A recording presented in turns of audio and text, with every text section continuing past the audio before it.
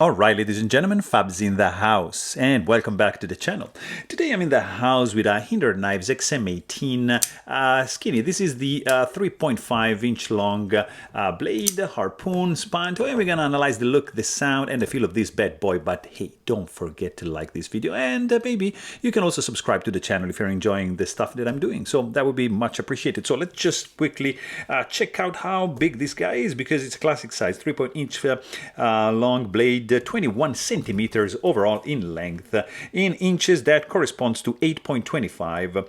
It's 3.5 inch long is the blade actually at this point, but cutting edge is a little bit less, maybe 3.25 inches, which in centimeters, that's going to be 8 centimeters or 9 if you consider like the blade length. And overall handle length is going to be 4.75, 4.8 inches, equivalent to 12 centimeters. And let's check it out up against a couple options. Here you have Ontario Rat number 1, and here you've got the Ontario Rat number 2. And as you can see, this guy just sits in between these two offerings from Ontario Knives. And let me show you just another couple here. I have the Benchmade knife, that's the bug out, and here you have this little brother, that's the mini bug out. And yeah, you can actually see this is gigantic compared to this little fella, but not too bad compared to the regular bug out. Here you have for the Spyderco fans Para 3, which is, yeah, it's pretty small actually, and Paramilitary 2 right up here. So you can see that the Hinderer is just sitting in between these two guys. If you maybe happen to like Chris Reeve knives, here I have a small Sebenza 21, and here I have a large Sebenza 21, and this blade is like 3.6 inches, but the cutting edge is much longer than actually this one. Handle size is kind of like the same. So these two guys are very interesting for a comparison. Both frame locks, both pretty iconic US-made knives. And just to show you another US-made knife, this is the Nandi, also by Chris Reeve Knives. And if we move a little bit to Russia, we can check out Shirogorov, that's the Neon NL, and this is the F95 Icebreaker, which is, of course, a little bit bigger than the Hinderer. And let me just show you another couple, just because I love them, guys. Come on, small Nirvana, Peter Ascenti, large Nirvana, so you can have a pretty cool idea if you are a Peter Ascenti fan of the size of this Hinderer. So this is the Hinderer XM-18 Skinny Harpoon Spanto Tri-Way, right over here, with the working finish, bronze anodized, OD green G10 scales with a pretty cool pattern, design and by Rick Hinderer, and made in US, with a price tag of around $450, something in that ballpark.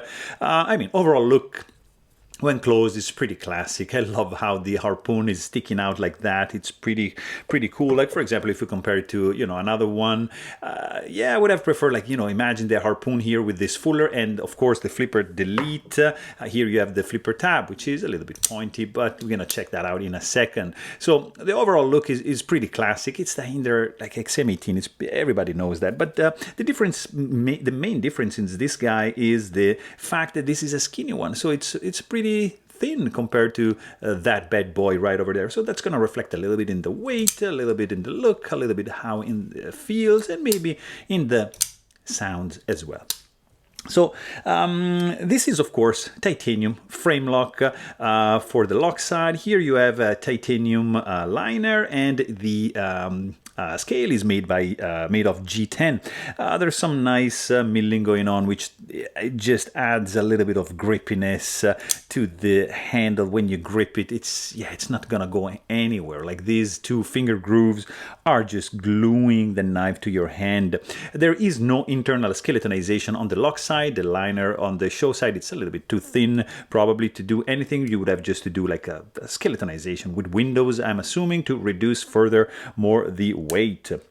You've got 3 standoffs right here in the back, which are bronze anodized, as well as these screws. You see, pretty cool matching hardware set. For every screw is basically bronze, and it's super cool, I think. Then you've got, of course, lanyard hole option right over here, so you're going to be pretty happy if you're a lanyard guy. And then you have, this blade is absolutely centered. It's pretty good to go. And the tip is safely recessed, so you're not going to be able to snag your finger in it. You've got a flipper tab, which is pointy with some jimping, and as a push button, yeah, no, it's not gonna work. This is like fantastically designed for a light switch operation, and it's this pointy because this is meant to be used by first responders, which are probably using thick gloves. So you need something like that's hooking and like grasping onto your cumbersome fingers when you're wearing like thick gloves. So you need something like reliable right over here to deploy the blade, because maybe you're not going to be able to do like a thumb flick like that. So that's why this is pointy and sharp, and it's not like suitable for like a push button, but it's more designed for the light switch. You've got some pretty cool hardware, I have to say, but because it's not protruding, it's nice and overbuilt. I mean, it's really cool. But honestly, you need like a flathead screwdriver. You need a Torx bit. I think this is a T8 for these. For this, you need a Phillips screwdriver number 1. Here you need a spanner number 7, and here you need an Allen wrench. I think number 1, if I'm not mistaken. So you need quite a set of tools. Probably you can also use like a T6, I don't know, but you need like a couple tools like to take this guy apart. It's not like that difficult, but still you need more than one bit, and that's something to keep in mind. And then, of course, the pivot is not captive, so it's going to be spinning, so you're going to need like a spanner here to hold this guy, and just like a flathead right there to take this guy apart. And it's going to be nice, because when you take this guy apart, you have the option of installing Teflon washers, phosphorus bronze washers, up to you. This is the tri-way. I opted for the bearings because they are giving like this freaking cool action. It's really, really good. I prefer this like to the washers included. And then you've got a stainless steel lock face insert, which you can see right over here, screwed in from the outside with an integrated over travel stop bar right there.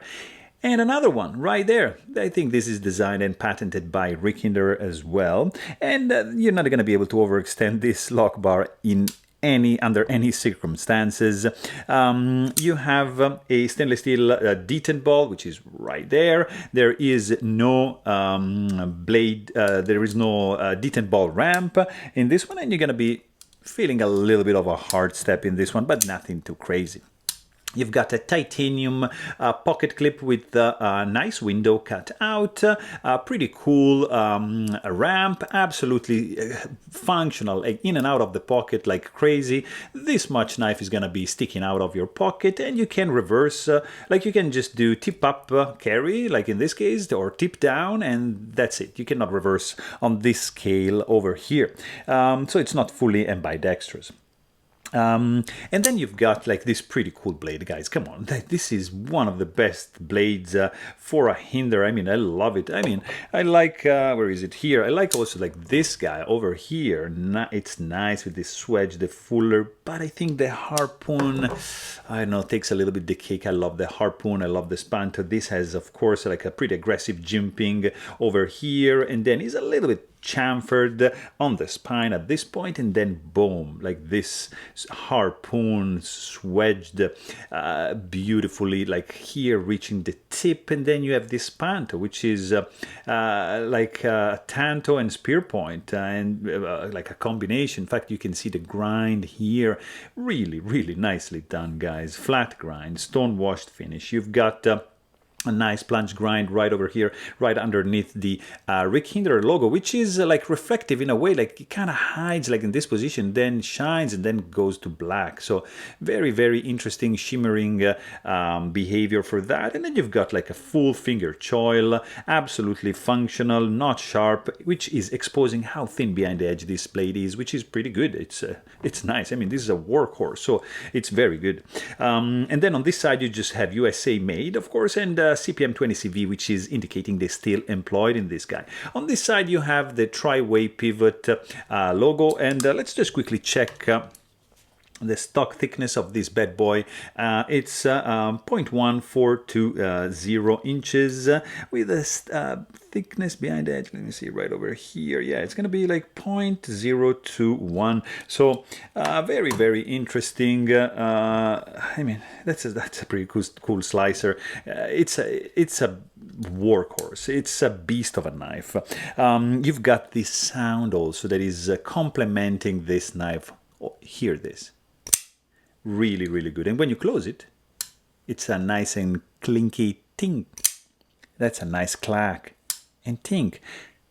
Nice and resounding. It's not too loud when you flip it open, and beautifully classy when you close it. It's strange because you expect something more like violent from a knife like looking this overbuilt, you know, lots of jimping, but no. Very cool deployment sound. And absolutely dampened closing sound. Really, really cool indeed. Yes, let's just quickly check the weight on this guy.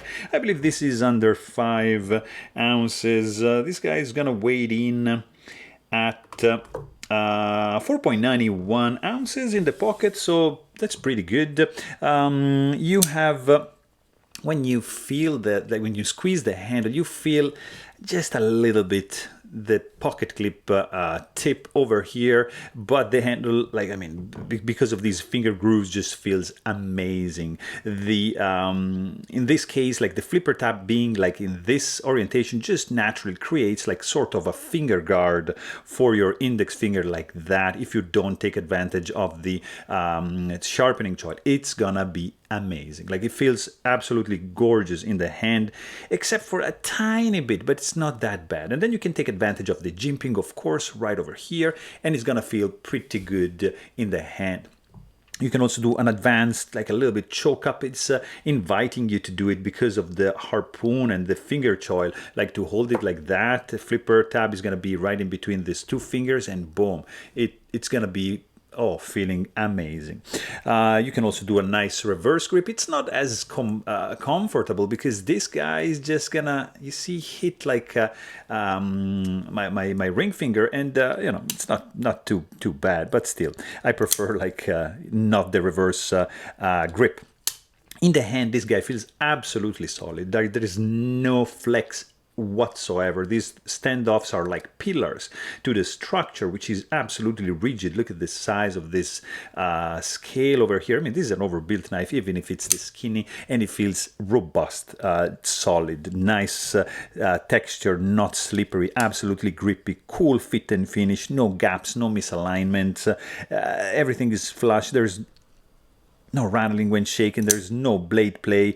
If you do the light switch, you're not gonna have any finger soreness. If you do the push button, yeah, you're not gonna probably make it. You have some jimped area over here in the disengagement area for the lock bar, which is good because as you can see, the scale is just basically overlapping to that. So it's not exposing and not leaving much room to the thumb to just slide down from here. So you have just to angle the knife, jam a little bit your thumb, and take advantage of the jimping right over here, and boom.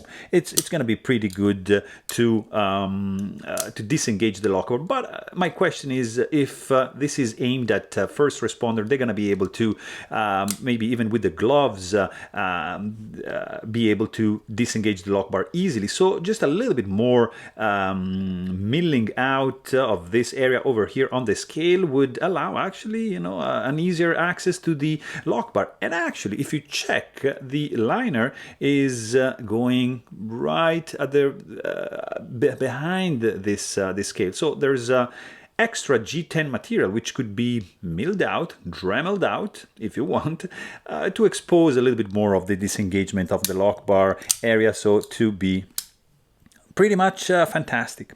Also, like, of course, you've got stainless steel lock face insert. There's no lock stick whatsoever because you're gonna do steel on steel and not titanium on steel, so that's pretty good.